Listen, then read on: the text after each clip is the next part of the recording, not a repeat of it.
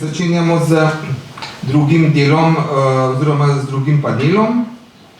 Tudi ta bo tako, da bo potem na koncu razprava, kjer bo možnost za komentarje in vprašanja. Prvi referat bosta imela dva referenta, in sicer Ana Šela, ki je magistra oziroma profesorica zgodovine in profesorica slovenskega jezika in književnosti. Je mlada raziskovalka na oddelku za zgodovino Filozofske fakultete Univerze v Mariboru, in pa magister David Hazemal, profesor zgodovine in profesor angleškega jezika, mladi raziskovalec na oddelku za zgodovino Filozofske fakultete Univerze v Mariboru. Predstavila nam pa bosta prispevek spremljanje idej o slovenski samostojnosti med slovensko emigracijo v Zvezni republiki Nemčiji v 70-ih letih sa strani jugoslovanske oziroma slovenske službe državne varnosti. Evo, kar dajem besedo. Ja, hvala za besedo in za predstavitev. In lepo pozdravljeni še z najne strani. Zahvaljujeva se seveda za povabilo, da lahko predstaviva najne izsledke, večletne pravzaprav že raziskave, ki temelji zlasti na dokumentih službe državne varnosti, ki jih hrani Arhiv Republike Slovenije. Nekatere sva zelo zanimivo naletela čisto po naključju in so se izkazala za izjemno zanimiva in še posebej povedna. Torej, tema današnjega referata, kot vidite, ideje o slovenski osamosvojitvi strani slovenskih emigrantov v zahodni Nemčiji oziroma Zvezni republiki Nemčiji, bo torej predstavljena skozi oči teh poročil, varnostnih ocen, potem tudi informacij službe državne varnosti, zato bo temu primerna tudi terminologija, govorila bova recimo o emigraciji in neizseljenstvu, tako da pač na to mogoče v začetku opozarjam. In ker so bili na slovenske emigrante nasploh v zahodnji Evropi, nasploh pri slovenski politični policiji, še posebej, če ne v določenem trenutku, mogoče celo najbolj pozorni, so nad glavnimi akterji neprestano bdeli, in ti dokumenti so zato izjemno obširni. In zato je tudi najna raziskava dokaj široka in o njej bi lahko oba z Davidom največ govorila v nedogled, zato se že vnaprej opravičujeva gospodu moderatorju, če bova nekoliko predolga, ampak bova poskušala biti jedrnata. Sicer pa bova v ta namen, da bova čim krajša, prikazala neko splošno sliko spremljanja slovenskih emigrantov v Zvezni republiki Nemčiji, pri čemer se bova, kot rečeno, osredotočila na slovensko politično emigracijo in tudi duhovnike v emigraciji. Na podlagi študije enega primera pa bova potem prikazala spremljanje idej o slovenski osamosvojitvi v Zvezni republiki Nemčiji. Zdaj za uvod mogoče to, da je slovenska politična policija slovensko emigracijo v splošnem delila najprej na duhovniško emigracijo in politično emigracijo, to pa dalje na zmerno, lojalno in ekstremno emigracijo. Ocenjevali so, da so bili politični emigranti razdeljeni na več heterogenih skupin, ampak z različnimi ideološkimi platformami, ki naj bi si tudi nasprotovale, naj bi si bile skupne v naslednjih točkah, kot so zapisali v ekstremnem nacionalizmu, v separatizmu, v antikomunizmu in splošnem sovraštvu proti Jugoslaviji, tako so zapisali v dokumentih. Sicer pa je bila služba državne varnosti ob koncu 60-ih in v 70-ih letih razdeljena glede na pravilnike o organizaciji in sistematizaciji, najprej na 7 in potem po letu 71 na 8 delovnih sektorjev, in za zbiranje informacij o notranjem sovražniku, tako so oni imenovali ta termin, in o slovenski emigraciji, se pravi za sledenje, za nastavljanje nekih agentov, vohunov in tako naprej, nasplošno za operativne akcije je bil zadolžen tretji sektor, za analizo teh dobljenih informacij in poročil pa je bil zadolžen peti sektor. In prav v okviru tega petega sektorja je Uprava za analitiko pri službi državne varnosti v obširnem poročilu z naslovom, vidite ga tudi na drsnici, delavci na začasnem delu in bivanju v tujini leta 1980, podrobno razdelala tako statistične podatke o gostujočih delavcih, o njihovih društvih, klubih, kjer se zadržujejo, če izdajo kakšen časopis, v katerih gostilnah se srečujejo, čisto vse so popisali. Kar pa je bilo za naju še posebej pomembno in zanimivo je bilo to, da so pisali tudi o tako imenovanih protijugoslovanskih vplivih na te delavce, zlasti strani emigrantskih duhovnikov in politične emigracije. in ob preučitvih nekih ekonomskih, političnih, socialnih, pravnih in drugih problematik v zvezi s slovenskimi delavci v tujini so si močno prizadevali, tako so zapisali v poročilu, za varovanje zdomcev pred tujimi sovražnimi vplivi in neko indoktrinacijo. Tega so se namreč bali. Prav tako so to tematiko obravnavali tudi v vsakoletnih poročilih o realizaciji programskih nalog Službe državne varnosti, kjer je slovenska emigracija nasplošno predstavljala eno glavnih točk vsakoletnih poročil. In glavna skrb Službe državne varnosti je bila predvsem to, da so se politični emigranti pa duhovniki velikokrat med seboj povezovali in kot so zapisali pri SDV zlasti v protikomunističnih stališčih. In to povezovanje recimo se je kazalo tudi v danes že omenjenem srečanju intelektualcev v Dragi, pa tudi v sodelovanju v tisku povsod po Evropi in svetu, v časopisih, revijah, glasilih in tako naprej. Pri Službi državne varnosti so bili v resnici prepričani, da poskušajo ti tako duhovniki kot politična emigracija ustvariti neko močno opozicijsko politično bazo. Kot so zapisali v poročilu, naj bi, citiram, čakali na krizno situacijo v Jugoslaviji, ko bodo lahko nastopili kot najmočnejša opozicija nazaj na slovenskih tleh, konec citata. Torej, strah pred to morebitno močno opozicijo sistemu, ki se je začel krhati že v 70-ih, z gospodarsko, politično, socialno, nacionalno krizo, pa že konkretno tretji v 80-ih letih, in pomembnost imigracije, ki je SDV pripisovala še posebno vrednost, se vidi ravno skozi ta obsežna, neskončno dolga poročila, konstantnega spremljanja idej, morebitnih idej o samostojni slovenski državi v emigraciji. Pa mogoče je še en kazalec tega, zakaj je bila emigracija za Službo državne varnosti zelo pomembna in zakaj se je v resnici tudi bala, je bilo to, da je bila pač sorazmerno daleč od domovine in domnevno tudi daleč od domače roke pravice. Za sistem je bila očitno izjemno nevarna zaradi stališč, ki jih je izražala proti tedanjemu režimu, in ta stališča naj bi tako politična emigracija kot duhovščina torej širila, kot so zapisali, na poštene slovenske delavce na začasnem delu in bivanju v tujini, seveda tudi v Zvezni republiki Nemčiji. Spoštovani, lepo pozdravljeni tudi z moje strani. Ja, zgodovinarji imamo to nič kaj lepo navado, da skušamo 15-20 minutne referate strniti snov več 100 ali celo več 1000 strani. Zato bom skušal ta segment, ki govori o izseljeniški oziroma selitveni dinamiki v Zvezni republiki Nemčiji, strniti oziroma ga zreducirati na jugoslovanski oziroma specifično slovenski aspekt oziroma slovensko dinamiko. Zahodno-nemško gospodarstvo je pričelo sredi 50-ih let oziroma začetku 60-ih zaradi pomankanja lastne na veliko novačiti tujo delovno silo. Ker so bili apetiti zahodno-nemškega gospodarskega čudeža oziroma Wirtschaftswunderja čedalje večji, je leta 1961 zgrajen Berlinski zid to dodatno še ohromil, se pravi dotok delovne sile iz Nemške demokratične republike, zato so bili primorani v ZRN implementirati sistem novačenja začasnih oziroma pod narekovaji gostujočih delavcev. Do leta 1973, kot zanimivost, že v uvodu pojasnjeno poimenovanje Gastarbeiter v nemškem pravnem jeziku še ni imelo veljave. No, ti gastarbeiteri oziroma delavci so začeli prihajati iz drugih držav. ZRN je sklenila vrsto novih sporazumov o regulaciji novačenja tujih delavcev z različnimi državami, najprej državami v bližini, potem pa celo z daljnimi državami. No, to obdobje novačenja delovne sile so raziskovalci označili za obdobje gastarbeiterjev. In za posledico je to obdobje imelo dramatično porast števila nenemških delavcev v zahodni Nemčiji. Za primerjavo, če jih je bilo še leta 1955 zgolj 80 000 dokumentiranih seveda, jih je bilo do leta 1966 kar 1,3 milijona, pred prelomnim 1973 letom pa kar 2,6 milijona.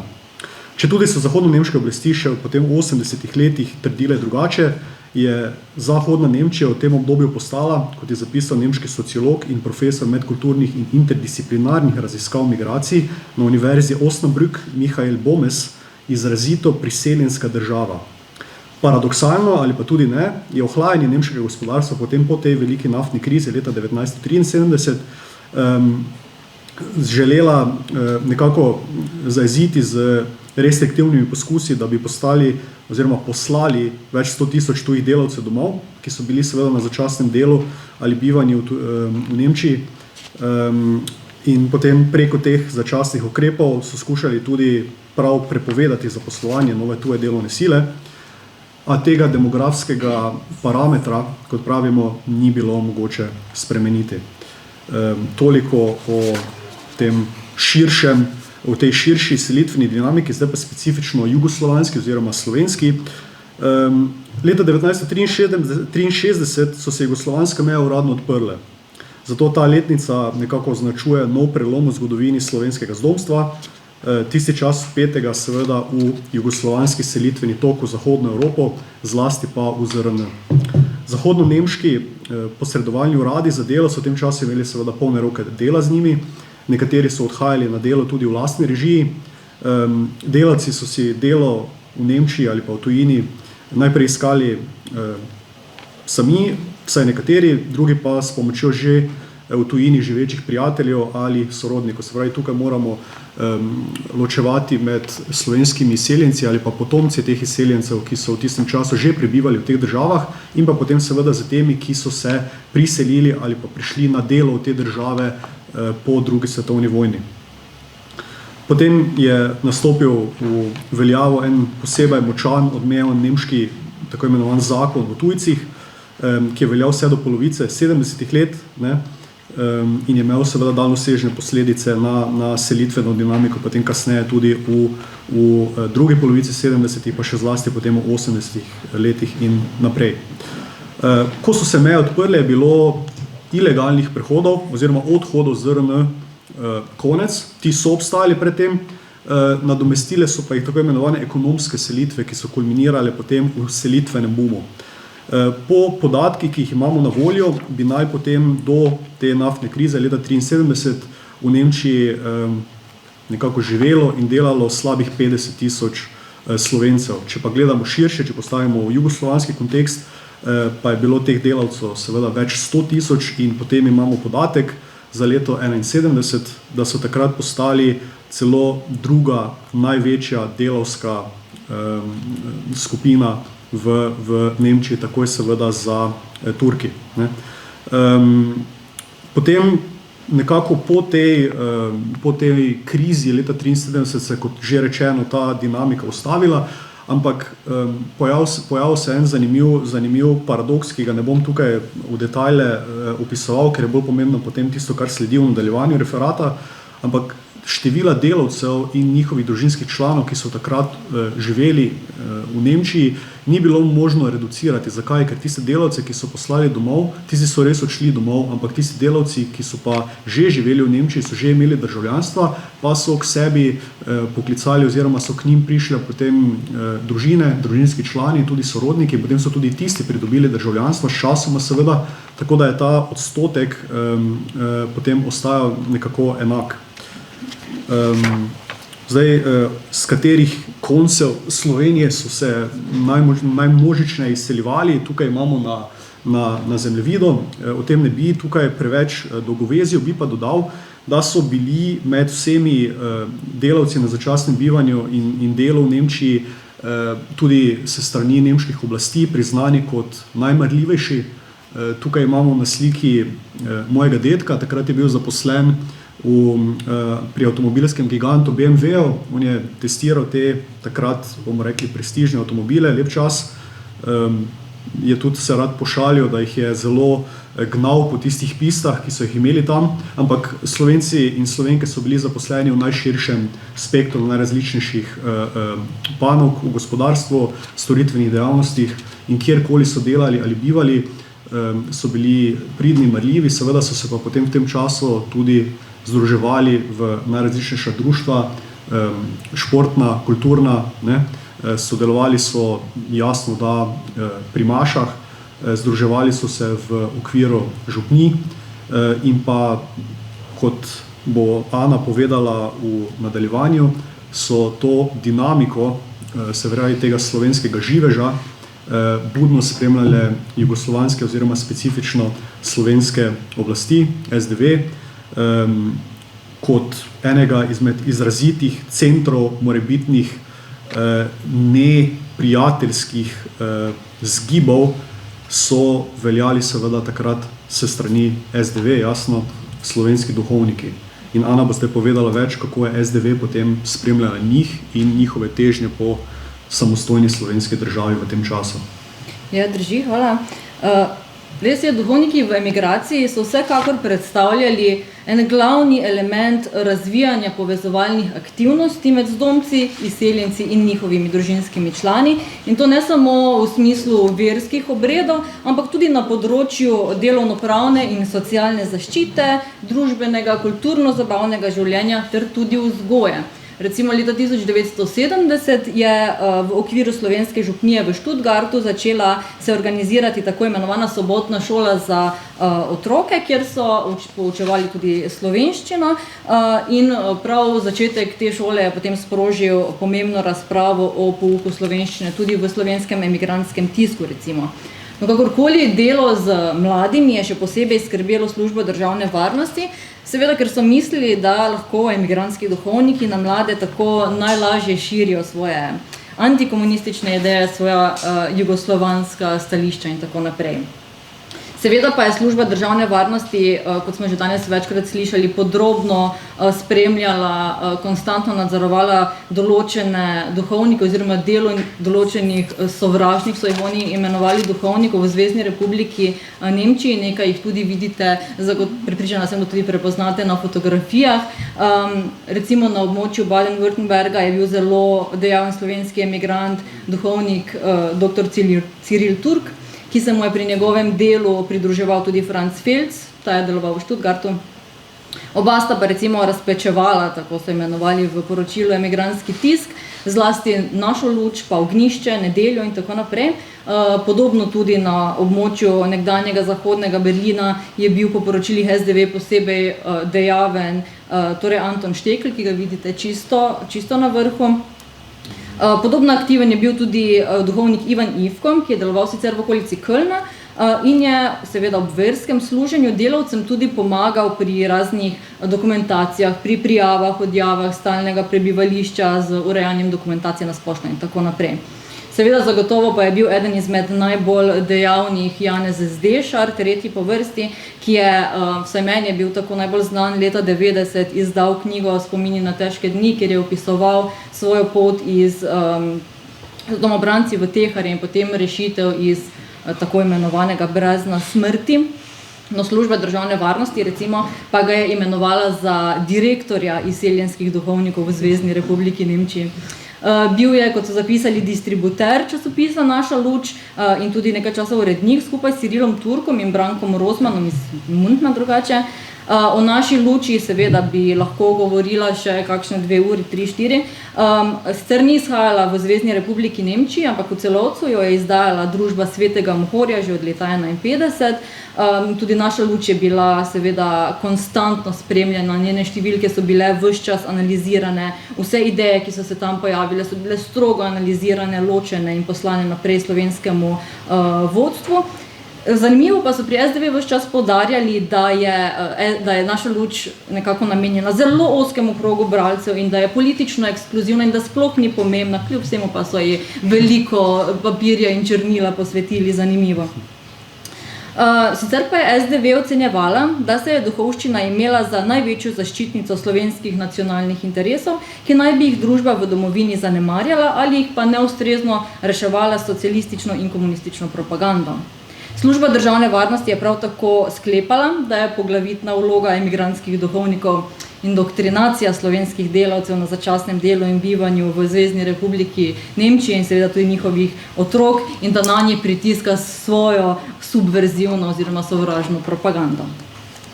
No, cilj slovenskega emigrantskega katoliškega tiska naj bi bil po službi državne varnosti dokazati in prikazati tudi prednosti kapitalističnega zahodnega sistema In res so v svojih prispevkih se duhovniki zavzemali za večstrankarski sistem, še posebej pa za svobodno izbiro in zlasti izražanje veroizpovedi. Njihovi prispevki so se nemalokrat obregnili tudi od neko ekonomsko primerjavo kapitalističnega, ali pa če hočete produkcijskega sistema pred socialističnim in potem so primerjali torej standarde ekonomskega ter tehničnega napredka in jasno je bilo, kater je mogoče uspešnejši. V večji avtonomiji, nemalokrat pa tudi v samostojnosti države, so torej oni kot v nekem gospodarskem smislu videli boljšo prihodnost. Seveda pa so v SDV-ju spremljali tudi politično emigracijo, ampak če sva čisto natančna, v Zvezni republiki Nemčiji po SDV ekstremne dejavnosti slovenske politične emigracije ravno ni bilo. SDV je sklepala, da jo je nadomeščala emigrantska duhovščina. Dejstvo tudi je, da se je emigrantska duhovščina nekako kot glavni povezovalec različnih emigrantskih skupin tudi povezala s politično emigracijo, seveda, in sicer v največji meri s pripadniki slovenske krščanske demokracije, na čelu katerih so tudi kdaj bili tudi duhovniki. Sicer pa je služba državne varnosti slovensko politično emigracijo že v 60-ih, pa še posebej v 70-ih, glede na njene cilje delila v dve skupini. In sicer v tisto, ki je Jugoslavijo videla v nekem smislu demokratične, enotne in svobodne Jugoslavije, in tisto skupino, ki je slovenski status videla v smislu ali samostojne države ali pa nekaj v smislu konfederativnega statusa Slovenije v jugoslovanski skupnosti.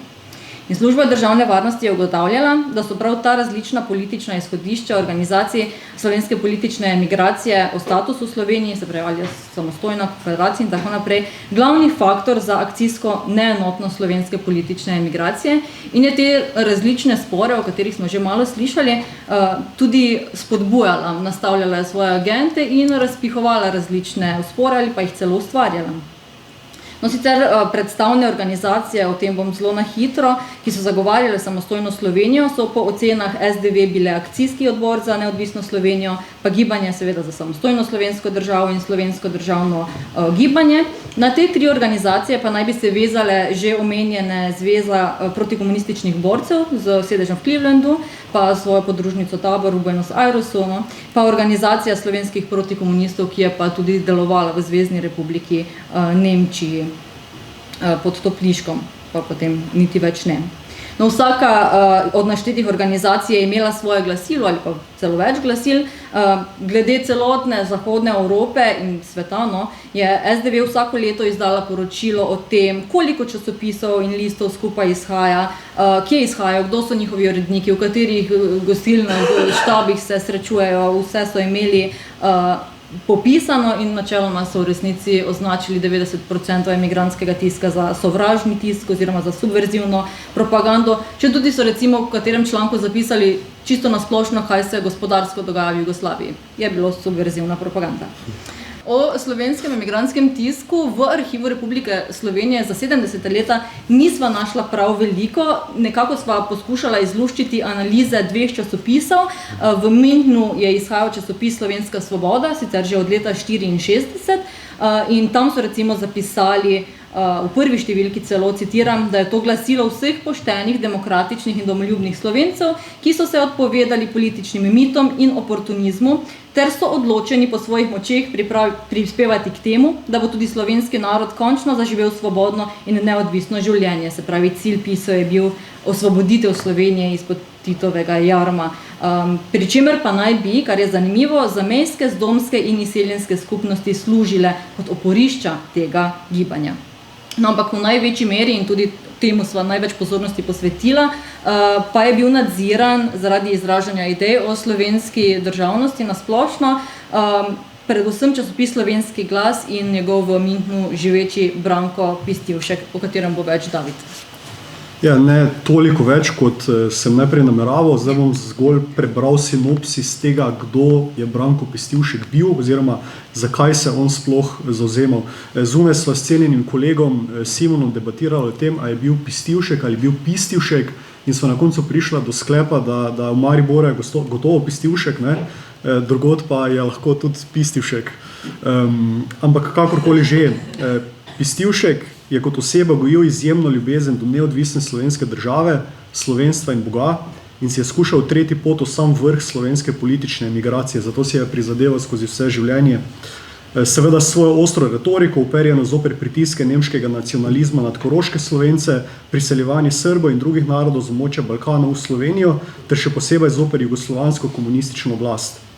Po vzoru znanih in vplivnih slovenskih narodnih voditeljev, kot sta bila Anton Korošec in Janez Evangelist Krek, je skušal Pestivšek konsolidirati svoje idejno-politične nazore v enovit političen program, ki ga pod psevdonimom ali v sodelovanju z domnevnimi drugimi pisci in pod okriljem samoklicanega slovenskega narodnega predstavništva v Švici deklariral za edinega, ki nosi težo, njegovo predstavniško telo pa za edino, ki ima to pristojnost, da naslavlja vsa slovenska vprašanja tistega časa. S takšnimi dejanji in stališči trčijo že izoblikovane smernice veliko močnejših krogov slovenske politične emigracije, danes smo veliko slišali že o njih, ki ga niso sprejele z odprtimi rokami. Pestivška to ni pokončalo, temveč ga je radikaliziralo. Njegovo glasilo Slovenski glas, ki je izhajalo od leta 1978 do 1986, je postalo zelo verjetno najbolj radikalno izmed vseh slovenskih glasil oziroma glasil slovenske politične emigracije, vsaj v Srednji Evropi. Povsem verjetno je, da je na koncu poti slovenskega glasu videl združeno in neodvisno slovensko državo, ki bi bila poseljena samo Slovenci, prevzgojenimi na način, kot si ga je zamislil sam. Povedano z besedami zgodovinarja Janka Prunka, si je Pestivšek vse skozi prizadeval, da bi se slovenska samozavest in samostojnost, neodvisnost stopnjevala do nove kvalitete. Hvala lepa. Hvala tudi vam.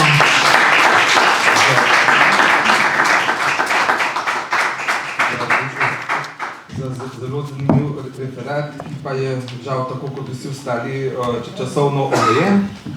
Zdaj pa vabim naslednjo referentko, Heleno Janežič, ki nam bo predstavila osamosvojitveno misel v tako imenovanem zloglasnem Nukovem D-fondu. Tako da jo kar vabim k besedi. Helena Janežič je univerzitetna diplomirana profesorica zgodovine in je skrbnica zbirke knjižničnega gradiva Slovencev v zamejstvu in po svetu v Nuku. Prav lepo pozdravljeni tudi v mojem imenu. Moj današnji referat ima naslov Nukov D-fond in slovenska osamosvojitvena misel. In naj že takoj v začetku povem, da bo pravzaprav en povzetek oziroma obnova tega, kar ste danes že slišali. Zato, ker se večina teh stvari, o katerih ste govorili danes referenti, pravzaprav v tem zloglasnem D-fondu tudi nahaja. Nukov D-fond med leti 1945 in 1991 prepovedane literature obsega nekaj več kot 800 naslovov monografij in periodičnih tiskov. Številka je v precejšnjem neskladju z dejstvom, da cenzura in s tem tudi bunkeri, kamor naj bi umikali prepovedano literaturo, vsaj uradno niso obstajali. V Socialistični federativni republiki Jugoslaviji je namreč prepoved veljala za 11 naslovov knjig. V Sloveniji pa je bilo prepovedano vnašati in razširjati 4 knjižne naslove, katerih prepovedi so bile objavljene v uradnem listu. Merilo za to, da se je gradivo znašlo v prepovedanem fondu, je bila v večini primerov napačna politična opredelitev avtorja oziroma njegovo nestrinjanje z novimi oblastniki. Pa seveda vsebina, ki je bila nasprotna našemu gledanju na poglavitna življenjska vprašanja, kakor je zapisano v opombah k prvemu seznamu izločenih leposlovnih knjig in revij, ki se trajno ali začasno izločijo iz prometa, pod katerega se je 27. junija 1945 podpisal minister za prosveto Ferdo Kozak. Knjižnične fonde so polnili vestni uslužbenci, ki so kljub nejasnim navodilom vedeli, kaj ne sme med bralce.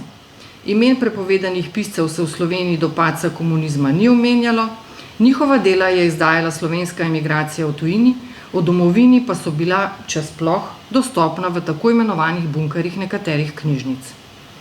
Med množico del, ki so se v dobrih 45 letih znašla na policah Nukovega D-fonda, so tam zagotovo najbolj pričakovana prav tista, ki prinašajo misel na slovensko samostojnost.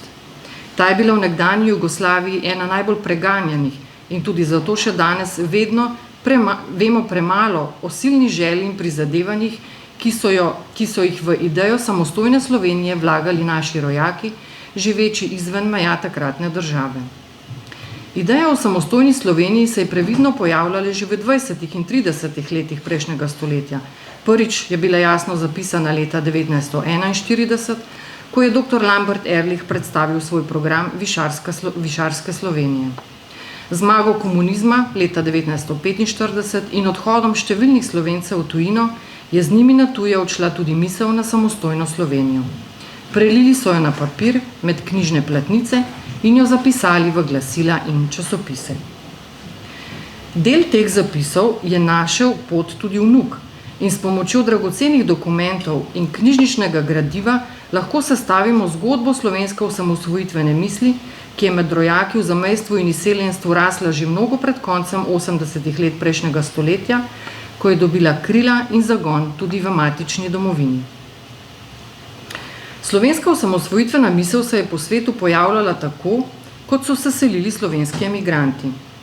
Eden njenih najvidnejših zagovornikov, nekdani stražar in duhovni naslednik dr. Ehrlicha, dr. Ciril Žebot, je z delom in poslanstvom nadaljeval v tujini. Že marca 1946 je v Rimu skupaj s somišljeniki ustanovil akcijski odbor za zedinjeno in suvereno slovensko državo. Od 1. maja 1946 so že izdajali svoje glasilo z naslovom Slovenska država. In že v prvi številki pojasnili, da je bil akcijski odbor ustanovljen z namenom, da sproži in začasno vodi vse slovensko gibanje za uresničenje temeljnih slovenskih narodno-političnih točk, ki so skupne vsem Slovencem. Leta 1947 se je Žebot preselil v ZDA. 1949 so se iz Italije v Chicago preselili še dr. Štefan Falež, Dušan Humar, Ludvik Leskovar, Mirko Geratič in Slavko Novak, ter že decembra tega leta začeli izdajati časopis Slovenska pravica. Naslednje leto jo je nadomestila Slovenska država, ki je sprva izhajala v Chicagu, od leta 1954 naprej pa vse do leta 2001 pa v Torontu. Leta 1955 je postala uradno glasilo slovenskega državnega gibanja. Namen glasila je bil jasno izražen že v prvi številki. Čeprav majhen, ima slovenski narod pravico do popolne narodne samostojnosti. Najpopolnejša oblika narodne samobitnosti pa je lastna narodna država. Karkoli hočemo, za karkoli se borimo in s komorkoli sodelujemo, mora imeti svojo podlago v naši najosnovnejši pravici, v lastni državni samostojnosti. Slovenska država naj bo zato izraz volje vseh zavednih Slovencev doma in v tujini, ki se zavedajo, da mora slovenski narod biti na svoji zemlji sam svoj gospod. Žebot je bil leta 1954 tudi med ustanovitelji slovenskega državnega gibanja, ki je imelo poslanstvo seznanjanje tujine s slovenskimi težnjami po samostojnosti. Je tudi avtor znamenite in v Sloveniji prepovedane knjige Slovenija včeraj, danes in jutri, ki je šla leta 1967 v Celovcu, ter Neminljive Slovenije, ki jo je spisal tik pred svojo smrtjo in je šla le 3 leta pred razglasitvijo slovenske samostojnosti. Kljub težkim razmeram in negotovi prihodnosti slovenskih beguncev pred komunizmom je misel na samostojno Slovenijo živela tudi v povojnih begunskih taboriščih v Italiji in Avstriji. Zgodovinar in duhovnik France Dolinar je na podlagi predavanj, ki jih je imel v begunskih taboriščih leta 1948 v Špitalu pod psevdonimom Peter Levičnik, objavil brošuro Slovenska državna misel in v njej zagovarjal idejo neodvisne in samostojne Slovenije. Izvodi brošur so krožili po begunskih taboriščih v Avstriji in Italiji, pa tudi po Trstu, Rimu in Gorici. Dolinarja lahko poimenujemo kar prerok slovenske države, saj je bil povsem prepričan, da bo slovenski narod preživel le, če bo imel lastno državo. To je stalno ponavljal tudi v svojih spisih in pismih prijateljem in znancem po vsem svetu. Slovenci so negovali in razvijali slovensko osamosvojitveno misel na različnih koncih sveta. Neodvisno od akcijskega odbora so somišljeniki slovenske državne ideje delovali tudi v Argentini. Leta 1953 so v Buenos Airesu ustanovili društvo Slovenski dom, ki je izdajalo glasilo Slovenska pot, Camino je Sloveno. Njegova stalna in zvesta sodelavca sta bila Pavle Verbic in Tine Duh, urejal ga je Jože Kessler. Ta je v članku Narod sredi Evrope, objavljenem leta 1953 in sicer v Slovenski državi, poudaril, da je slovensko ljudstvo samobiten narod z lastno preteklostjo, tradicijo, kulturo in zavestjo narodne skupnosti, katere ljudstvo biva na strnjenem ozemlju. Po zakonu narodnega razvoja ima tak narod pravico do tiste stopnje organiziranega življenja, ki se ji pravi vladati samemu sebi in je tako nosilec suverenosti. Slovenski narod mora imeti lastno državo, saj je to cilj vsakega naroda, poleg tega pa izpolnjuje tudi vse predpogoje. Ima lastno zemljo, dognan jezik, visoko splošno izobrazbo in lastno kulturo. V glasilu Slovenska pot, ki se je leta 1958 idejno priključilo slovenskemu državnemu gibanju, so člani gibanja zapisali še bolj natančno izoblikovane težnje in poudarili zgodovinskost izjave, ki bo citiram, v borbi za slovensko svobodo in neodvisnost kot temelj služila vsem svobodoljubnim in zavednim Slovencem v zamejstvu. Obenem naj bi izjava predstavljala tudi konec nenačelnosti, ki je slovensko politično življenje obvladovala od leta 1918 dalje in poenotila njihove cilje o samostojni slovenski državi. Pomemben poudarek izjave je, da naj Slovenija pravico do svoje države doseže na miren način. Ozrimo se spet v sosednjo Italijo, kjer je po zamisli profesor Jožeta Peterlina 1956 v Trstu nastal slovenski kulturni klub, ki je zbiral dijaško in delavsko mladino. Vrsto let je prirejal sobotne večere s predavanji, literarnimi in koncertnimi nastopi. Razglabljali so tudi o suvereni slovenski državi in to takrat precej nevarno idejo zapisali tudi v klubsko glasilo Slovenska misel. To je išlo v dveh številkah, leta 1956 in 1957. In že prvi uvodni članek je prinašal misel o nujnosti in logičnosti samostojne slovenske države. Močan in edinstven pečat je na zemljevidu slovenske osamosvojitvene misli dodal Trstu delujoči pisatelj in publicist Franc Jeza. Ko se je za stalno naselil v Trstu, kjer je delal do leta 1954 pri zavezniški časnikarski agenciji, je potem po priključitvi Trsta Italiji Udba poskrbela, da je to službo izgubil. Preživljal se je kot sodelavec na radiju Trst A, ustanovil in urejal je revijo Stvarnost, kasneje preimenovano v Stvarnost in svoboda. Leta 1959 je šla njegova študija o gospodarskem položaju Slovencev v Jugoslaviji pod naslovom Nova tlaka slovenskega naroda. Na podlagi številk, kot smo danes že slišali, ki so jih objavili tedanji režimski mediji v Sloveniji, je kritiziral gospodarsko izkoriščanje Slovenije strani Beograda, nemoč slovenske partije, da zavaruje slovenski nacionalni interes, zaustavi nižanje kulturne in družbene ravni slovenskega naroda, gospodarsko emigracijo v druge evropske države in nizkorodnost, ki slabi biološko moč Slovencev.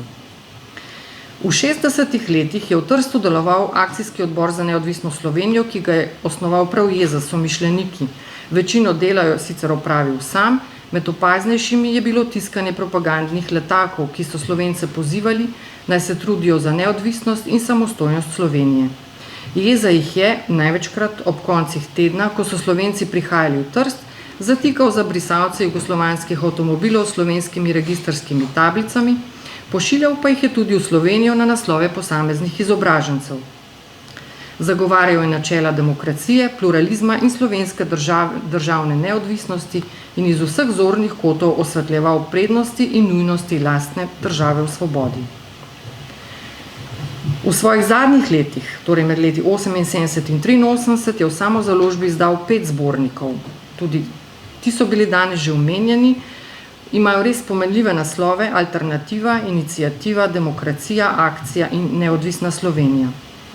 Kajti za Jezo je bila edina resnična in možna alternativa samo demokratična, neodvisna slovenska država, ki bi morala biti država vsega slovenskega naroda z ustavno zagotovljenimi demokratičnimi in človekovimi pravicami ter svoboščinami. Za negovanje in širjenje slovenske osamosvojitvene misli so skrbeli tudi študijski dnevi Draga, ki jih je tik za mejo na pobudo profesorja Peterlina organiziralo Društvo slovenskih izobražencev v Trstu. Srečanja, ki so sprva potekala v vasici Draga, nato na občinah, so predstavljala, in na nek način so to tudi še danes, prostor razprav o slovenstvu, demokraciji in demokratični rasti Slovenije.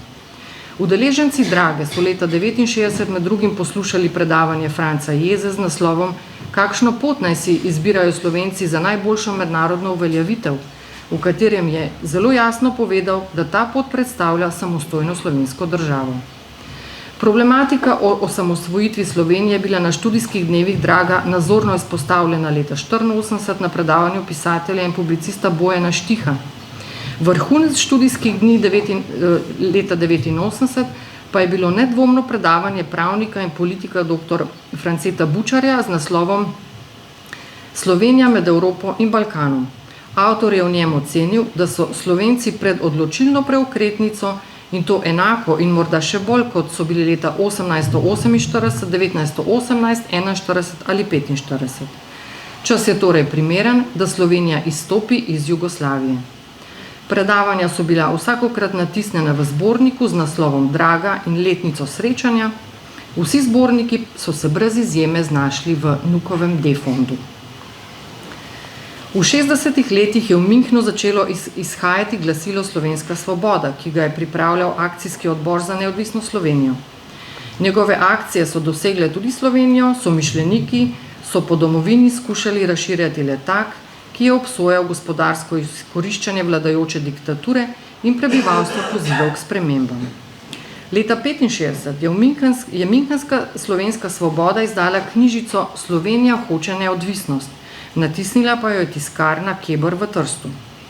V njej različni avtori na 24 straneh pod psevdonimi razčlenijo glavne vzroke gospodarske krize v Jugoslaviji, spregovorijo o obupnem položaju slovenske kulture in šolstva v okviru SFRJ, že v uvodu pa jasno zapišejo, da je, citiram, najvišje dostojanstvo človeka v njegovi sposobnosti samostojnega odločanja in da je akcijsko gibanje za neodvisno Slovenijo odraz tega teženja k polni svobodi Slovencev kot naroda in posameznikov v okviru lastne države in v sklopu svobodnih evropskih narodov, v katerih družbo ga je postavil Bog.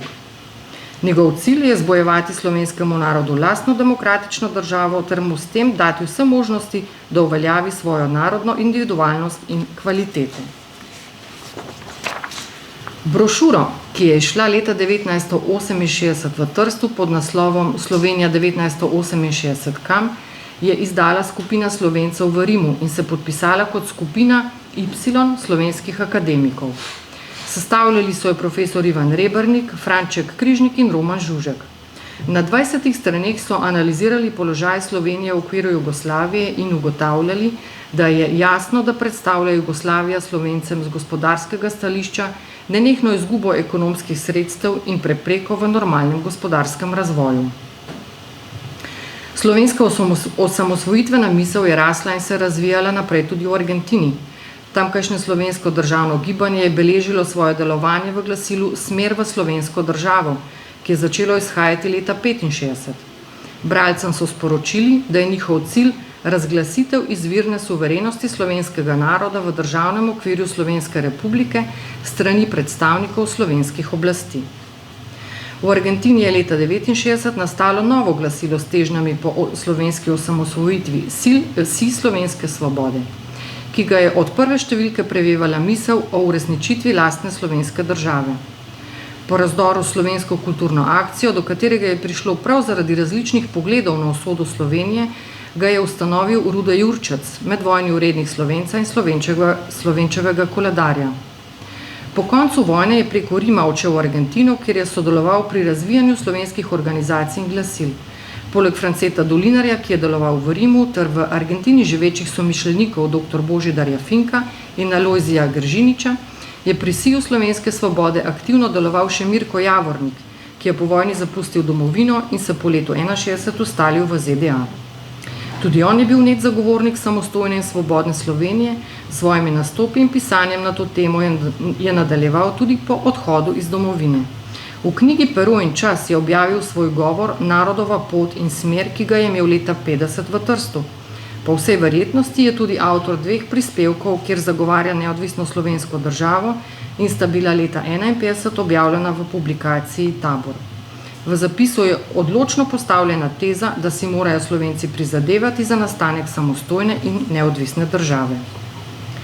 Za konec se ustavimo še v Švici, kjer je neodvisno od ostalih gibanj leta 1971 začelo delovati Slovensko narodno predstavništvo in leta 1978 ustanovilo časopis Slovenski glas. Kot kraj izida je zabeležen Beren, izdajal pa ga je uredniški odbor v Potalju, katerega člani so delovali v Celovcu, Mariboru, Celju, Ljubljani, Trstu, Gorici in Cirihu. Tako je zapisano tik pod naslovom v vseh številkah 7 letnikov do leta 1984. V uvodniku prve številke dr. Marjan Drevenšek zapiše, da nov list narekujejo dnevne potrebe. Potreben je predvsem zato, da se razširi in izpopolni časopise s samoslovensko tendenco. Predvsem pogrešamo prepotrebno rubriko, ki bi Slovencem posredovala temeljno znanje iz državoznanstva. Brez tega je namreč nemogoče graditi državno zgradbo suverene Slovenije, saj tudi arhitekt gradi novo hišo le po skrbno zamišljenem načrtu, ne pa tjaven dan. V prvi številki je gibanje objavilo svoj politični program, v katerem so avtorji člani Slovenskega narodnega predstavništva zapisali, da je najvišji cilj slovenskega naroda združitev slovenskega ozemlja v neodvisni slovenski državi. Slovenska osamosvojitvena misel je bila v zamejstvu in tujini tudi po številnih tiskanih izdajah sodeč precej bolj živa, kakor je smela in mogla biti v domovini. Kot je bilo že zapisano, je vznikala predvsem tam, kjer so se ustalili povojni emigranti in ko je konec 80. let prejšnjega stoletja v Sloveniji začela brsteti pomlad, smo tudi z njeno pomočjo stopili na pot samostojne in neodvisne države ter izpolnili narodove tisočletne sanje. Tako dovolite mi, da vas za konec pa še povabim na ogled spletne razstave, ki pravzaprav predstavlja točno to temo, o kateri danes govorimo. To je razstava z naslovom Sanje imajo to čudno lastnost, da se včasih uresničijo, s podnaslovom Pregled slovenske osamosvojitvene misli, ki smo jo v Nuku pripravili ob 30-letnici plebiscita za neodvisno Slovenijo in je še vedno na ogled prek Nukove spletne strani. Tako da lepo vabljeni tudi na ogled te razstave. Hvala.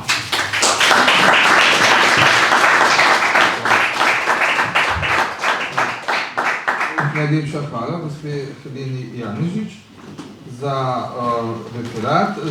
Zdaj pa prehajamo na zadnji referat današnjega posveta in seveda tudi drugega panela. Zgodovinarka in strokovna sodelavka v humanistiki Študijskega centra za narodno spravo Neža Strajnar nam bo predstavila odzive emigrantskega časopisja med leti 1990 do 1992 na uresničevanje samostojne in neodvisne Slovenije. Ja, vse prav lepo pozdravljam. Prelomne spremembe v zgodovini narodov se ne dogajajo brez jasnih političnih vizij. Zamisel o samostojni slovenski državi je, kot je bilo danes že zelo dobro predstavljeno, po drugi svetovni vojni živela predvsem med slovensko politično emigracijo. Pri uveljavljanju ideje o samostojni slovenski državi med Slovenci po svetu je izjemno vlogo odigralo časopisje oziroma periodični tisk, predvsem iz vrst političnih emigrantov oziroma zdomcev. Ideje o samostojni Sloveniji so bile v emigraciji že dolgo prisotne in za razliko od domovine tudi jasno in javno izražene. Leta 1992 je urednik ameriške domovine, tednika, ki je izhajal v Clevelandu, dr. Rudolf M. Sussel, zapisal: Ameriška domovina je seveda močno pozdravila proces demokratizacije v Sloveniji in o tem sproti poročala in ga komentirala.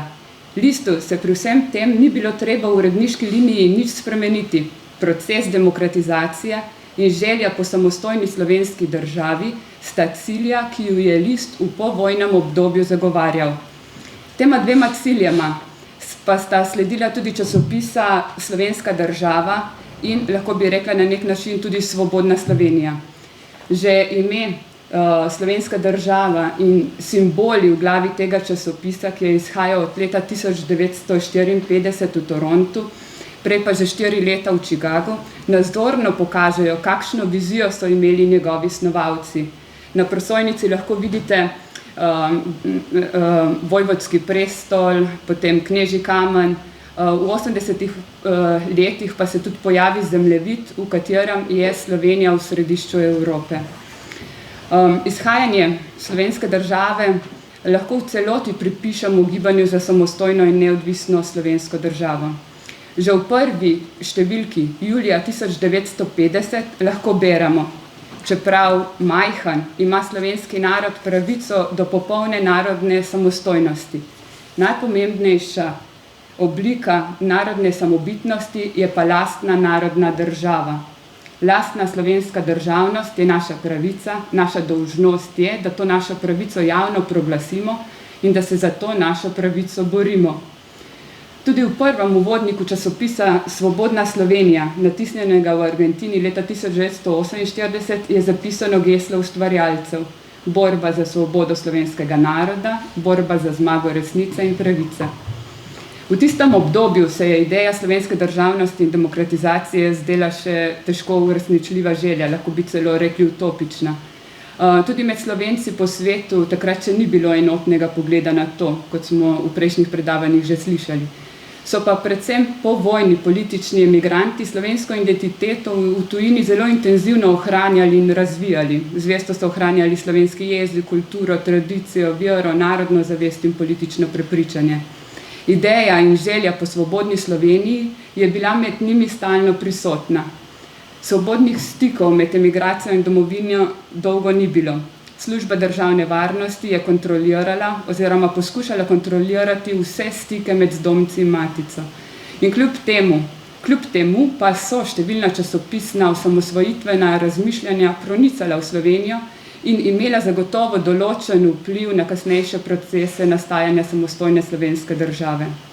V Sloveniji takrat ni bilo nobene svobode govora in mišljenja, vsaka alternativa vladajoči komunistični ideologiji je bila grobo zatrta in utišena, in to se je vleklo še globoko v 80. leta prejšnjega stoletja. Vendar pa se to potem dokaj hitro spreminja.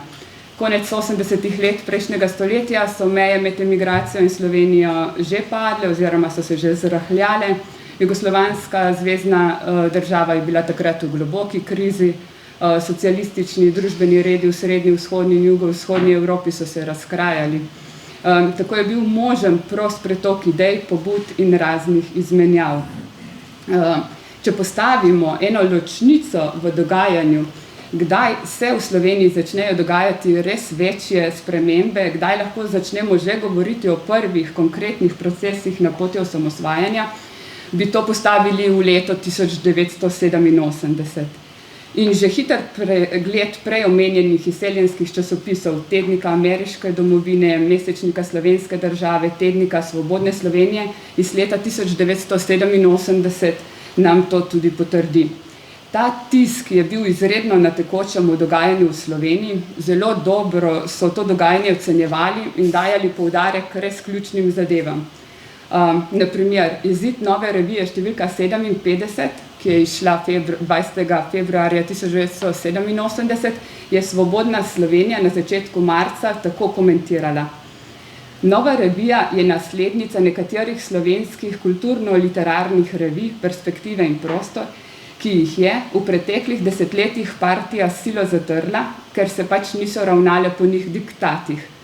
V 57. številki nove revije pa so se že prej nakazane ali samo zaslutene ideje o slovenskem narodnem programu ali bolje razmišljanja o značaju, zgodovini, sedanjosti in bodočnosti slovenskega naroda izkristalizirale in sprevrgle v zahteve.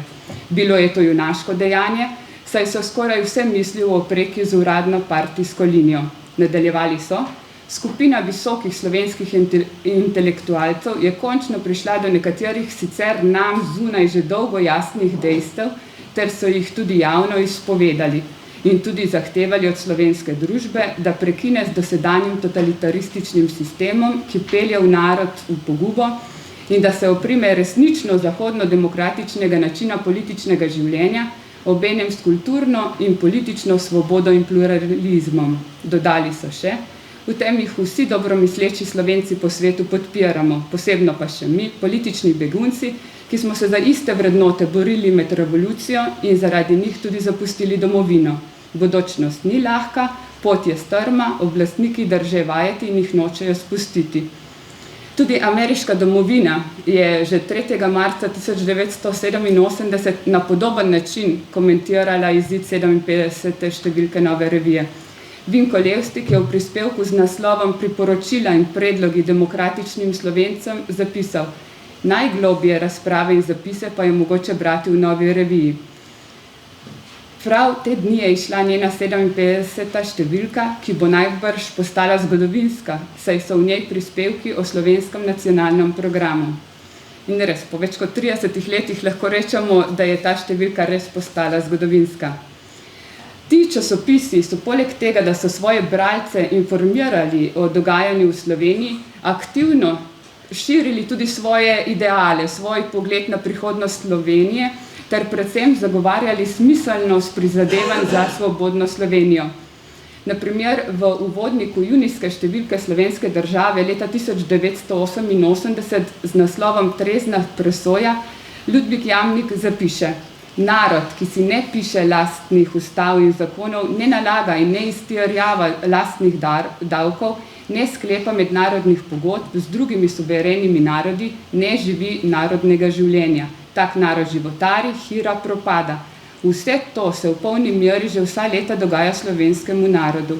Če hočemo Slovenci korenito izboljšati aktualne razmere v domovini, resnično ustvariti zdrave pogoje vsestranske narodne rasti in napredka, je nujno potrebna, brez odlaganja, popolna reorganizacija sedanje zvezne države Jugoslavije, SFRJ, v kateri bodo zdaj obstoječe zvezne republike postale samostojne, mednarodne priznane in s tem neposredni subjekti mednarodnega prava s pravico sklepati in prevzemati obveznosti mednarodnih pogodb.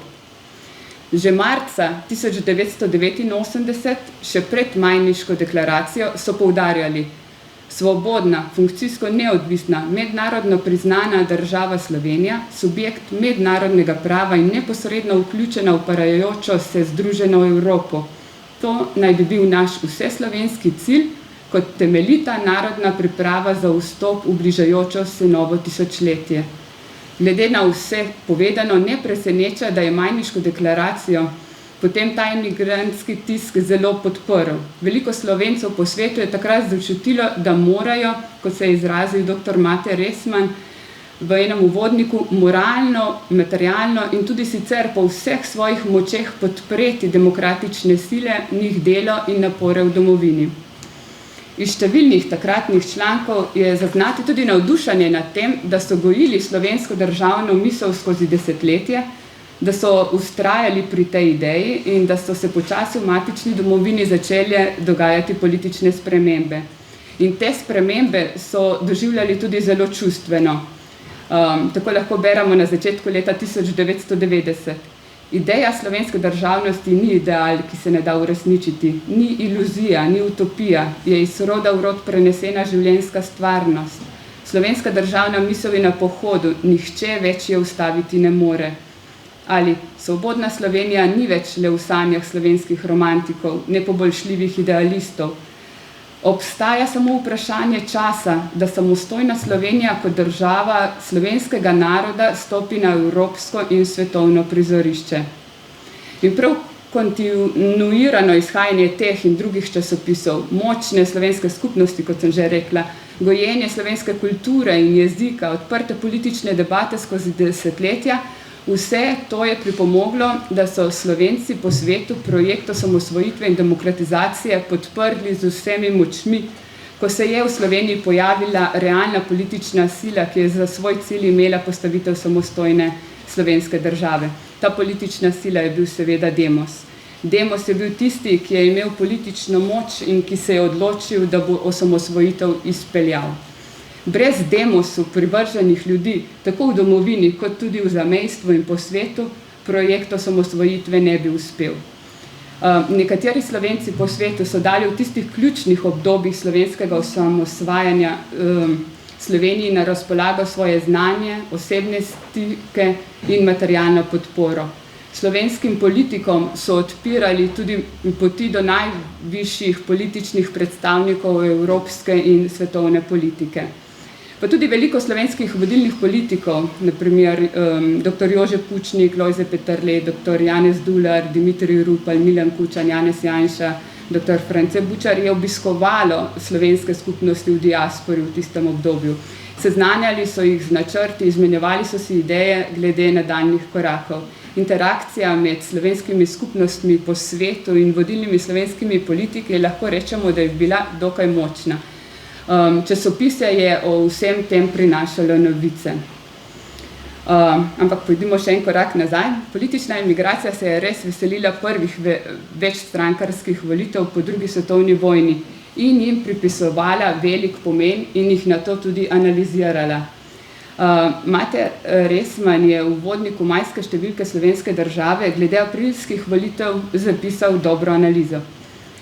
Aprilske volitve so bile vseeno zgodovinske volitve, čeprav se slovenski volivci niso v polni in potrebni meri zavedli njih zgodovinskosti. Prebile so let totalitarizma in prenesle oblast v skoraj polni meri na demokratične politične sile in slovenski narod je stopil na novo pot. Težko nam je tukaj preko morja pravilno presoditi vse dejavnike, ki so vplivali na volitve in njih izid. Na splošno bi mogli reči, da so bile volitve do neke mere svobodne in tajne. Volitve pa niso bile čisto poštene. Komunistična partija se ni povsem odpovedala vsem prednostim, ki jih ima stranka na oblasti. Stare politične sile so imele medijsko podporo, veliko organizacijsko in finančno prednost. Uvodnik je zaključil z besedami: boj za svobodo, demokratično in suvereno Slovenijo se je prav začel. In če potem sledimo imigrantskemu tisku, ameriški domovini, slovenski državi in svobodni Sloveniji, vidimo, da so zaznali in pozdravljali vse oziroma veliko večino korakov na poti v suverenost. Naprimer, zelo dobro so sprejeli izjavo o suverenosti Republike Slovenije, ki jo je sprejel slovenski parlament 2. julija 1990. Pozdravili so tudi stališča in sklepe parlamentarne seje 29. septembra 1990, ki naj bi omogočili Sloveniji, da se z drugimi narodi in zveznimi organi o svoji prihodnosti pogaja kot suverena država. Prvi vrhunec navdušanja je pa seveda zaznati v obdobju plebiscita. Kljub temu, da niso mogli iti na volišča in polnopravno oddati svojega glasu, se vidi tudi iz tega poziva, se vidi, kako so moralno, pa tudi aktivno s spodbujanjem prijateljev, sorodnikov v domovini podprli plebiscit. Iz samega veselja so zbirali tudi svoje podpise za in teh podpisov ni bilo malo. Izid z več kot 88% volilnih upravičencev za samostojno Slovenijo je presenetil tako rekoč vse. Res prisrčni, čustveni so prispevki tega tiska iz tega obdobja. Vidi se že iz naslovnic, kako so skupaj s Slovenijo o pomembnih prelomnicah praznovali. Ažurno in podrobno so poročali o končnih pripravah na dejansko samosvojitev. Kar nekaj je prispevkov tudi o pripravah na ustanovitev slovenskega kongresa. Drugi vrhunec navdušanja je zaznati ob razglasitvi samostojne Slovenije. Ob tem pa tudi zaskrbljenost zaradi vojne v Sloveniji. Iz tega tiska se lepo vidi tudi, da je razvoj dogodkov v Sloveniji junija 1991 povzročil poenotenje, strnitev vrst različnih skupnosti Slovencev po svetu.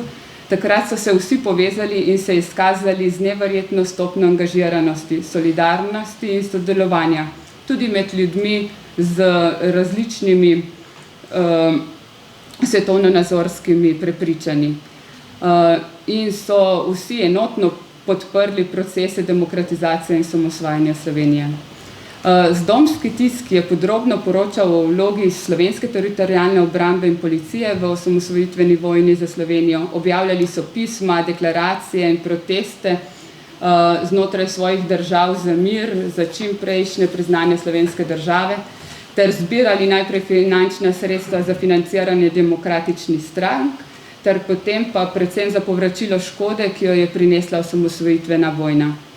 Navdušeno so poročali o prizadevanjih Slovencev v zamejstvu in po svetu, njihovih akcijah, da bi zagotovili mednarodno priznanje.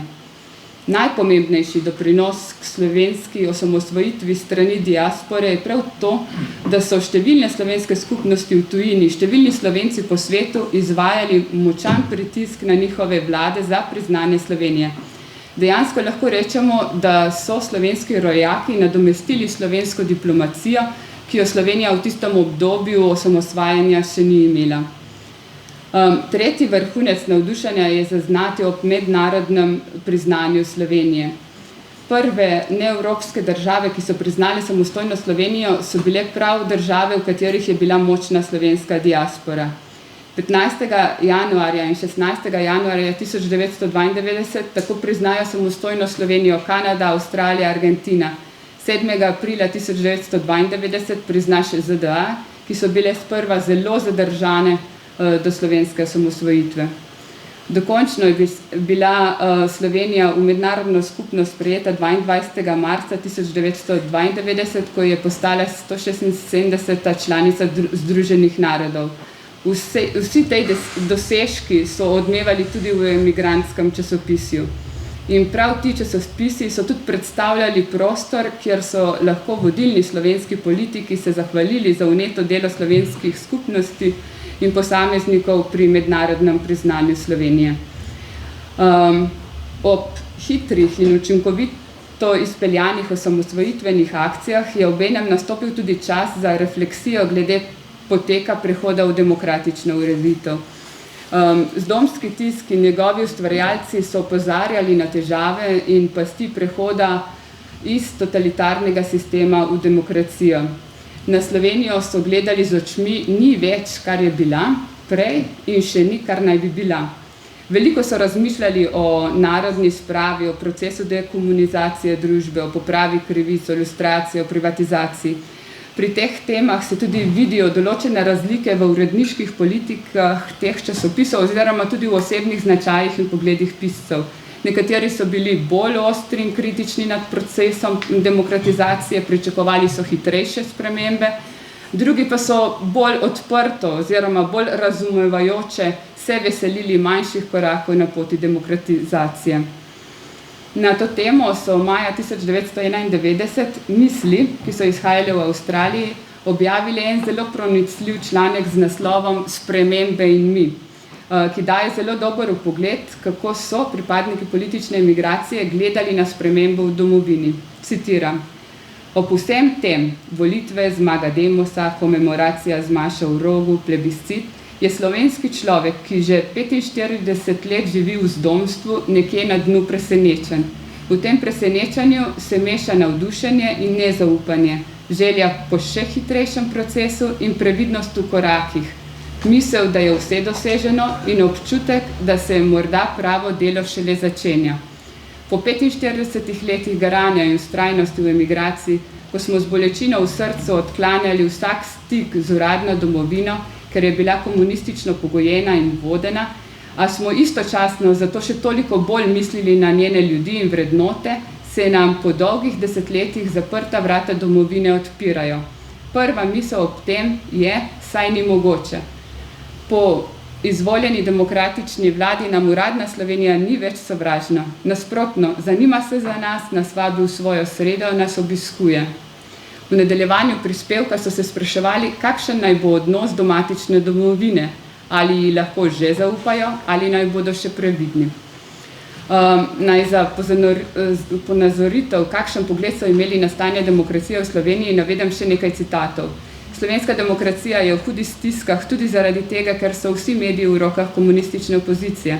Tako so ljudem povsem enostransko, velikokrat lažno, največkrat pa zaničljivo in prezrljivo obveščeni o delu vlade in parlamentarne večine. Ali pa eno leto iz enoumja, pluralizem je prekratko in nekateri na tej poti niso storili še niti koraka, zlasti osebe pri obveščevalnih sredstvih, tisku, radio in televiziji. Gospodarski položaj v Sloveniji so na primeru v ameriški domovini tako komentirali. Rdeče enoumje je pripeljalo gospodarstvo na rob bankrota. Trezni opazovalci računajo, da bodo za ozdravljenje potrebna 4 leta. Urednik te revije, ki je bil v aprilu 1991 na enotedenskem obisku v Sloveniji, je poudaril, Kakor v vseh drugih državah vzhodne Evrope bo prehodno obdobje med komunizmom in ustaljeno demokratično ureditvijo trajalo veliko več časa, kot se je v prvem navdušenju po padcu komunističnih režimov zadnja leta zdelo. Poleg tega bo ta proces povezan s hudimi preizkušnjami za vse prizadete narode, tudi slovenskega. Ta tematika je zelo obširna, lahko bi se dalo prikazati še marsikateri aspekt. V predavanju sem predstavila odzive na slovensko osamosvajanje samo tistih časopisov, ki so več desetletij gojili zamisel o svobodni Sloveniji. Seveda tudi v emigraciji slovenske skupnosti niso bile homogene in so se pojavljala različna mnenja, tudi še konec 80. let prejšnjega stoletja glede samostojne slovenske države. Vendar bi tukaj lahko rekla, da so Slovenci po svetu res v veliki večini prizadevanja za državno politično osamosvojitev Republike Slovenije navdušeno podprli. In zato sem tudi zavestno se odločila, da ne dam pomena tistim, ki teh prizadevanj pač niso podpirali. Med njimi so bili recimo tudi primorski Slovenci, ki so imeli izkušnje z italijansko fašistično nacionalistično politiko in tudi zaradi tega so v emigraciji gojili jugoslovansko idejo. Naj pa za zaključek povem, da je prebiranje slovenske države, ameriške domovine, svobodne Slovenije, ki so sedaj tudi dostopni na D-libu, na spletu, v digitalni knjižnici, odlična učna ura slovenskega domoljubja. Številni takratni članki navdušijo s poznavanjem slovenske zgodovine, s poznavanjem takratnih razmer v Sloveniji in z razumevanjem procesov in dogodkov na poti osamosvojitve. Če želite podoživeti takratni čas, tisto pristno navdušenje in optimizem, je v bistvu sedaj z nekaj kliki dostopno vsem. Toliko z moje strani.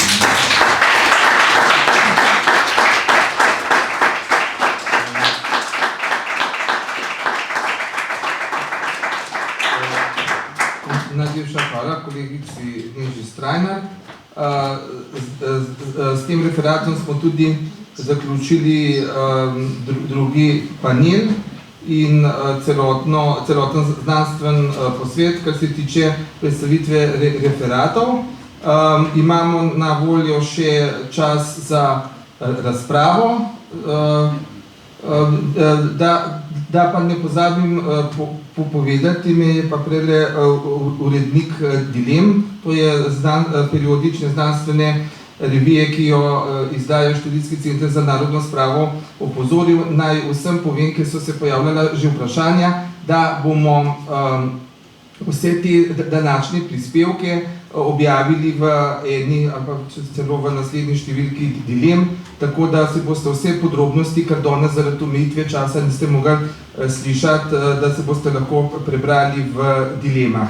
Zdaj pa dajem na razpolago še, če ima kdo mogoče kakšno vprašanje k tem trem referatom, ki smo jih slišali v drugem panelu, ali pa komentarje.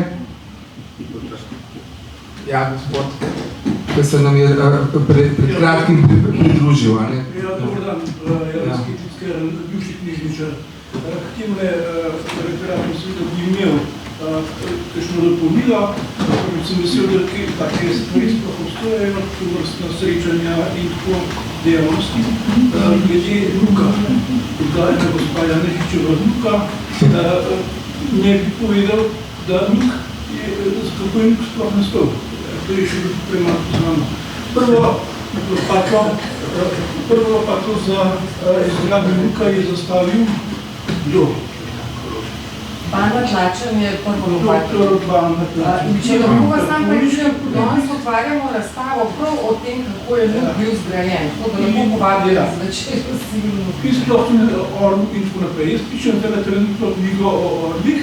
In te stvari, ki se tukaj govorijo, so nasplošno zelo dobro, da so podane, samo so veliko premalo prisotne med Slovenci.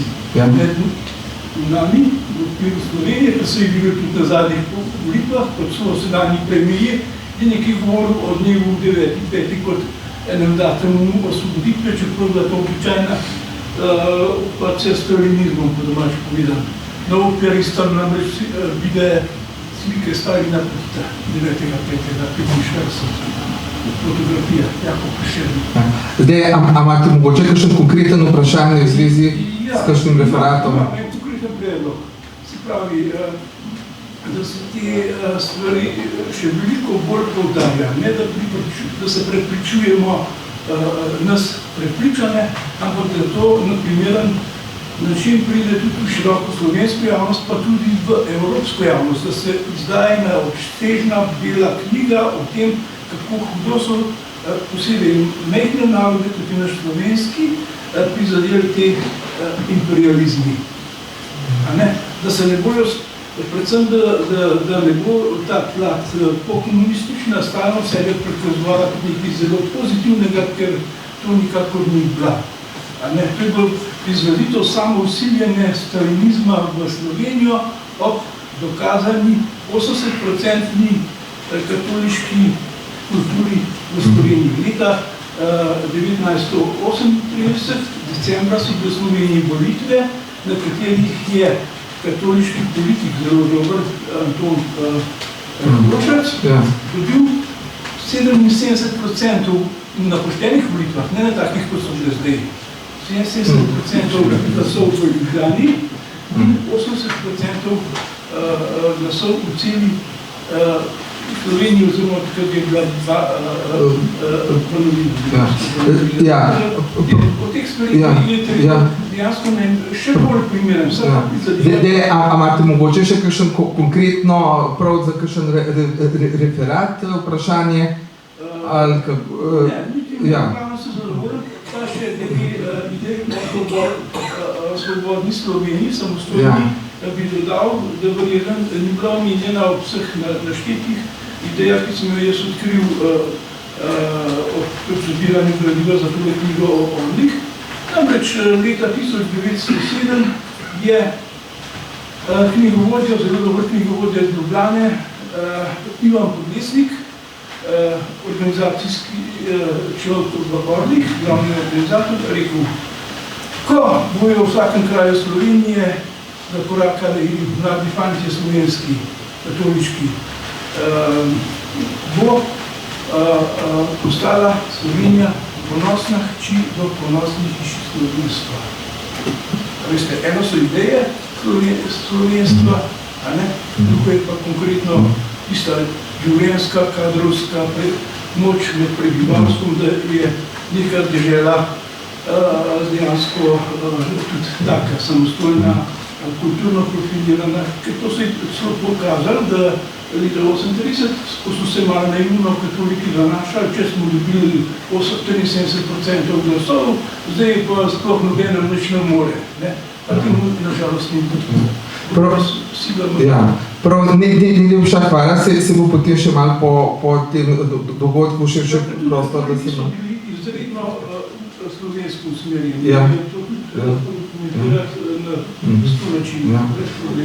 Zdaj, imamo mogoče še kdo drug, kakšno vprašanje ali pa komentar, mogoče gospod... Gospod Omez za predmov? Hvala, da bi prezemali. Imam zgolj en drobec, ali tajmo tako zanimivost k izredno zanimivemu referatu kolegice Janežič.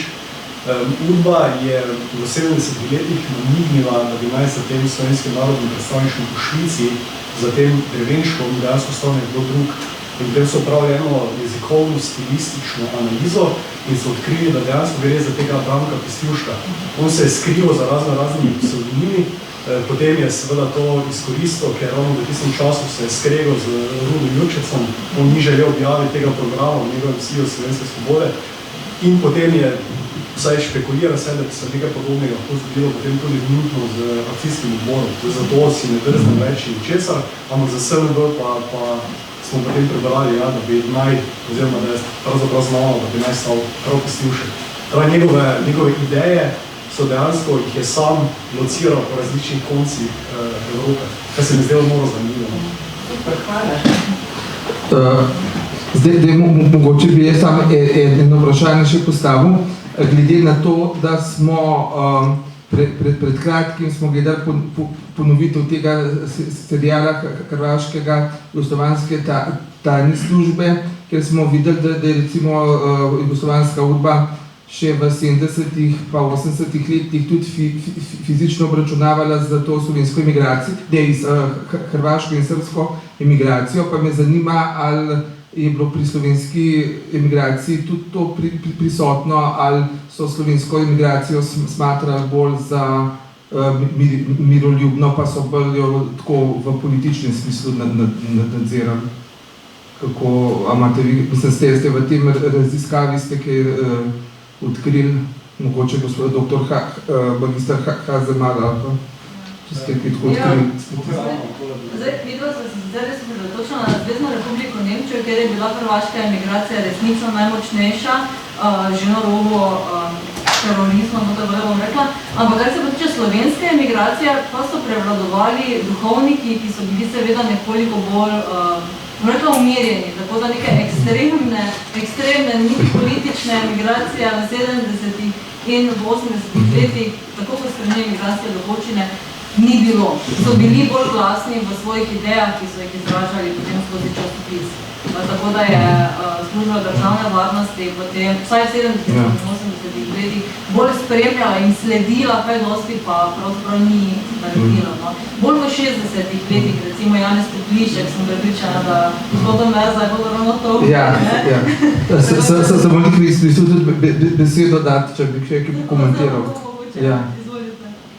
V 60-ih, drugače pa edini, praktično edini, če vzamemo tiste tako imenovane bande po vojni, so bande, ko se oni... Ja, Matjažova vojska pa tiste, ki so prodirali sodelovanje v zemlji v Sloveniji, rekel, v tem diverzantskem navleku televizijskem smislu. Je bil pa seveda Janez Toplišek, ki je, mislim, 64, zdaj sem pozabil, prišel v Slovenijo in imel samo bombe, oziroma razstreljivo, pištole, ne vem kaj vse, so ga seveda na ne čakali, ker 30 let čez dva sta se delali za upe. In že tudi te mine, ki jih je pa nesel sabo, so jih preko diplomatske pošte pošla v Nemčijo, pa je en sodelavec mu dal mine z detonatorji, ki so jih pokvarili, tako da to vse. Ni imel nobenih šans, ampak dejansko on je hotel z oboroženim bojem in z propagando, ko se je on predstavljal, da bo enostavno prevrnil komunizem in nastavil svobodno in demokratično slovensko državo. In potem je se ravno umrl, oziroma morda je celo umorjen, jaz tega zdaj ne moram dokazati. V Gradiški, ko je preskočil, ko je z nekim ujetnikom sta preskočili, oziroma sta lestvijo prešla čez ogromen zid, se gospod čakali in je dobil, ne vem, 25 strelov, veliko zad, veliko spredi, tako da verjetno so ga čakali, pa so ga praktično nekaj. Tako recimo iz 70-ih po 80-ih let pa ni več tega? Ne, da bi jaz... Mogoče kakšne posameznike toliko, da so jih zajeli in potem grobo izprašali, ampak je bilo to. Ni bilo tega diverzantskega naboja, hrvaške migracije. 100 ljudi so ubili in ugrabili, tudi enega slovenska udba, najmanj enega, pripeljalo Ljubljano, to je zginil, hrvaški študent. Ampak ni bila to slovenska emigracija. Še doktor Tamara? So pa seveda imeli med Slovenci, Avstriji, v Nemčiji in tudi drugod, je udba pritiskala na Slovence in je imela svoje sodelavce, da delno je to bilo objavljeno. In pa seveda, če se ravno spominjam gospoda Zdešarja, ko je prišel Tito na obisk v Nemčijo, so njemu, ker je pritiskala jugoslovanska država, omejili gibanje za tisti čas, ko je bil Tito, češ, da je nevarnost, da bo ne vem kaj povzročil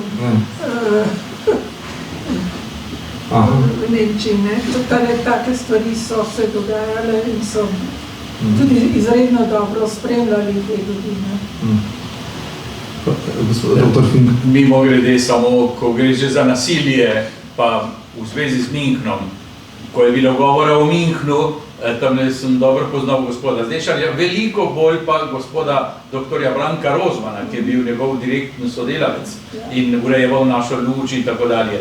Jaz sem bil potem zelo kasneje, tam leta 77, 78 ali pa morda kakšno leto prej, je pa v München prišel še tretji duhovnik, tudi iz Argentine, Marijan Bečan.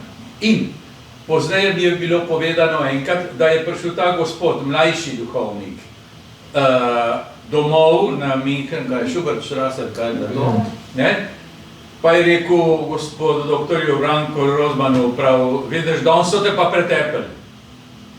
Kako, kaj pa je bilo? Je rekel, veš kaj, zamenjali so me s teboj, pa so ga prebutali, ne vem kako pa kaj, ampak so mislili Rozmana, so se pa zmotili, pa so drugega duhovnika iz istega naslova, ne, iz iste hiše. Toliko vem jaz, ampak drugače pa kakšnih hujših stvari nisem slišal. So jih imeli pod stalnim nadzorom. To pa je, absolutno.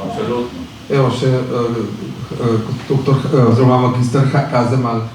Sam Kadrovec še nisem za Pistivška, on je večkrat v svojih spominih zapisal, da imel, citiram, bližnje srečanje, sem vedka z SDV-ovci, oni so tudi potem zapisali več različnih spremljarov, on je pisal, kako so mu udrli v stanovanje, pa da bi ga naj terorizirali, pa nekaj še vse, pa njegovega ne čaka tukaj v Sloveniji, ampak je potem poročilo, ki ga je Ana potem danes omenila, so zapisali, da ni predstavljal nevarnosti. Tako da zdaj tukaj se postavlja vprašaj, koliko so zdaj njega dejansko, kot je on sam pisal, priklemni oziroma prišpegljili. Še doktor Ivešič. Ja, hvala. Sem dodal, naprimer, to, kar je kolegica Stajnerjeva imela, da bi res pozval k nadaljnim raziskavam nesnovičnih časopisja. Naprimer, ko sem govoril že danes omenjen gospodom Cyrilom Valentom, ki je v Parizu. In naprimer, on pravi, da je za časa osamosvojitve sam on lastnoročno nekje 200 pisem napisal v pozivu filozofskih politikov po priznanju Slovenije. Potem tudi, naprimer, ko smo govorili v Švici pa v Bernu, tam je bila lektorca na univerzi Berlina Schmidt, ki je v Slovenski narodni noši šla na švicarsko televizijo zagovarjati samostojnost, nasproti je bil pa pač jugoslovanski veleposlanik v Švici, ki je bil crkven. V glavnem, to so res take zanimive zgodbe, ki bi jih res bilo treba nekako zbrati pa zabeležiti pač za raziskovanje namene naprej. Pa mimo grede za konec posebej, da se bomo pa pozabili tudi na Pojene Alojzija Šuštarja, ki je pa iz Švice prišel v Slovenijo, ki je potem res odigral zelo pomembno vlogo na svojem svetu. Najlepša hvala, s tem bi tudi zaključil ta panel in celotni znanstveni posvet.